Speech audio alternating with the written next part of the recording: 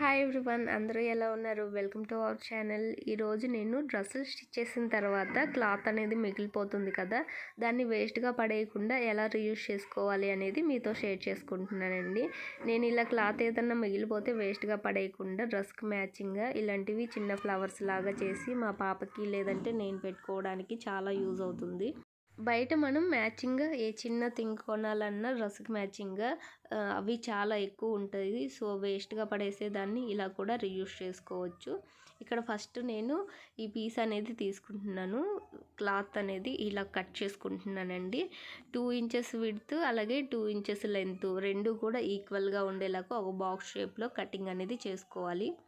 ఈ విధంగా మనము 6 అయినా లేదంటే 7 పీసెస్ అయినా ఇలా కటింగ్ అనేది చేసుకోవాలండి. మనకి ఫ్లవర్ పెటల్స్ ఎన్ని కావాలి అనుకుంటే దానికి తగ్గట్టుగా అన్ని పీసెస్ అనేది కటింగ్ చేసుకోవాలి.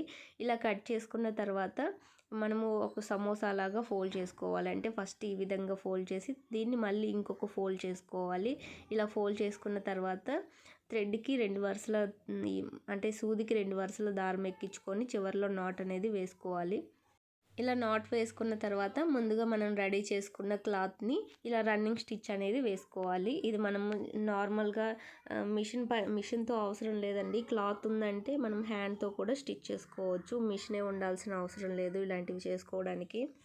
ఈ ప్రాసెస్లో మనం తీసుకున్న పెటల్స్ అన్నిటినీ కూడా స్టిచ్ చేసుకోవాలి. మనం ఎన్నైతే తీసుకుంటామో 5, 6, 7 ఎన్ని కావాలంటే అన్ని పెటల్స్ని ఈ విధంగా స్టిచ్ చేసుకోవడం కంప్లీట్ అయిన తర్వాత ఇలా థ్రెడ్ని అనేది ఒకదాని పక్కన ఒక పెటల్ అనేది అడ్జస్ట్ చేసుకొని ఇక్కడ మనం 2-3 టైమ్స్ స్టిచ్ అనేది వేసుకోవాలి. నాట్ వేసుకోవాలి స్ట్రాంగ్గా.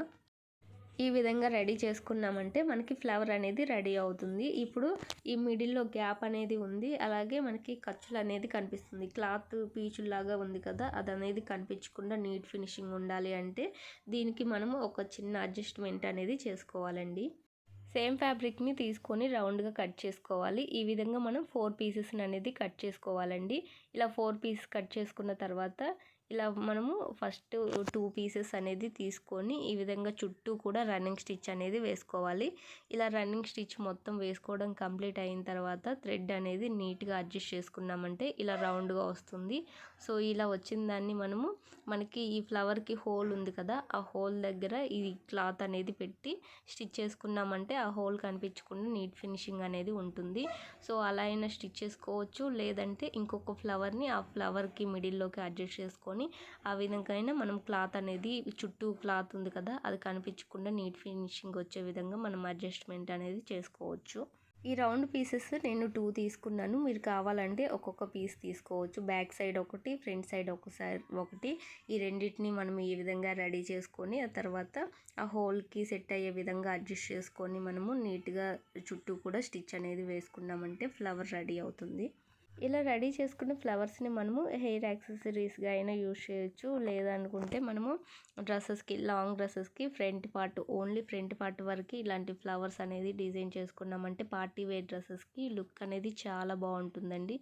అలా అయినా డిజైన్ చేసుకోవచ్చు. లేదు అనుకుంటే షోల్డర్కి చిన్న షోల్డర్స్ పెట్టుకుంటాం కదా, హ్యాండ్స్ లేకుండా షోల్డర్స్ ఉంటాయి కదా, వాటికి ఈ ఫ్లవర్స్ని స్టిచ్ చేసుకున్నా కూడా లుక్ అనేది చాలా బాగుంటుంది.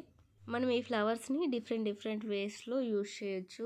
అలా కావాలంటే అలా డ్రెస్సులకైనా యూజ్ చేసుకోవచ్చు, లేదంటే గుమ్మానికి తోరణం లాగా అయినా కూడా యూజ్ చేసుకోవచ్చు. అంటే గుమ్మానికి కింది సైడ్ వేలబడేలాగా కాకుండా పైన మనము తోరణం కడతాం కదా, సో ఆ తోరణం లాగా కూడా యూజ్ చేసుకోవచ్చు. మనకి నచ్చిన విధంగా యూజ్ చేసుకోవచ్చు అండి. కింద వచ్చేసి ఈ విధంగా ఇంకొక పీస్ అనేది తీసుకొని ఇలా నీట్గా అడ్జస్ట్ చేసుకొని స్టిచ్ చేసుకోవాలి. దీన్ని కూడా రౌండ్గా అయినా తీసుకోవచ్చు, లేదంటే ఈ విధంగా ఫోల్డ్ చేసేసుకొని, అంటే ఇది కింది సైడ్ వెళ్తుంది కదా, మనకి అంత నీట్ ఫినిషింగ్ లేకపోయినా మనకి ప్రాబ్లం ఏమీ ఉండదు.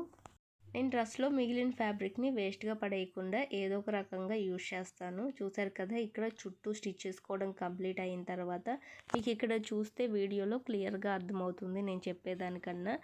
మొత్తం కంప్లీట్ అయిన తర్వాత 2-3 సార్లు ఈ విధంగా నాట్ వేసుకొని ఎక్స్ట్రా ఉన్న థ్రెడ్ని అనేది కట్ చేసుకోవాలి. ఇప్పుడు మనము ఇలా అంటే పిన్ తోటి పెట్టుకున్నా కానీ మనకి అంత సెట్ అవ్వదు కదా, సో అందుకని నేను ఇక్కడ టిప్ టాప్ ఉంటుంది కదా, దానికి గ్లూ అనేది అప్లై చేసి ఈ విధంగా స్టిక్ చేస్తున్నాను. గ్లూ తోటి మనము టిప్ టాప్కి అయినా స్టిక్ చేసుకోవచ్చు, లేదంటే హెయిర్ బ్యాండ్ ఉంటే దానికైనా మనము నాట్స్ అంటే 3-4 టైమ్స్ అలా టైట్గా నాట్ వేసుకున్నామంటే హెయిర్ బ్యాండ్కి కూడా సెట్ అవుతుంది. ఇక్కడ రాంగ్ సైడ్ కొంచెం గ్లూ అప్లై చేయాలి, కొంచెం ఎక్కువగానే అప్లై చేసుకోవాలండి, మనం వాష్ చేసినా కూడా ఊడిపోకుండా ఉంటుంది. ఈ ఫ్లవర్ మనకి 6 అవర్స్ లేదంటే ఓవర్ నైట్ అలా వదిలేసామంటే సెట్ అవుతుంది. ఈ వీడియో మీకు నచ్చితే లైక్ చేయండి, షేర్ చేయండి, సబ్స్క్రైబ్ చేయండి.